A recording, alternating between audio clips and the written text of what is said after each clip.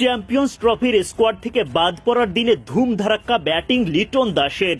লিটনের মতো তামিমও যেন ভিডিও গেমসের কোনো ব্যাটার। এক ম্যাচে দুই বাংলাদেশি ব্যাটারই পেলেন সেঞ্চুরির দেখা। আনন্দ ভাগাভাগি করলেন একে অপরের সাথে। ঢাকা ক্যাপিটালসের মালিক শাকিব খানের জন্য যেন নতুন মুভি মুক্তির চেয়েও বেশি আনন্দের একটা দিন। পার্টনারশিপের ডাবল সেঞ্চুরি তুলে বিপিএল এর রেকর্ড বুক তছনছ করেন লিটন তামিমরা। এমন ব্যাটিং তো ভক্ত হিসেবে আপনার হৃদয়ে গেঁথে থাকবে। রবিবার বিপিএল এর দিনের দ্বিতীয় ম্যাচে মাঠে নামে দুর্বার রাজশাহী ও ঢাকা ক্যাপিটালস।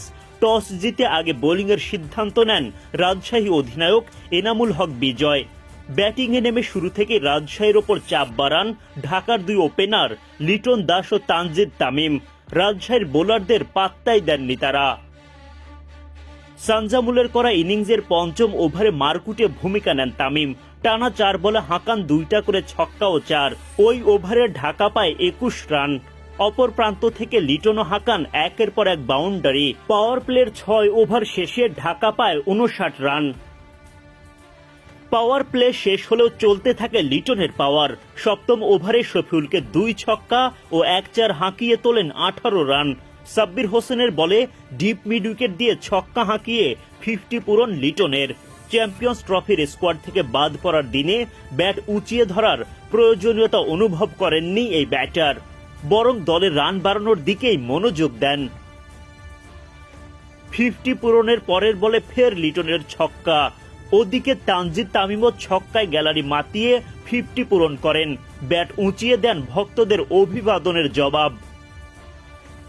ইনিংসের 12তম ওভারে মেহরবকে পরপর 2 বার সীমানার ওপারে পাঠিয়ে সেঞ্চুরির দিকে এগিয়ে যান লিটন।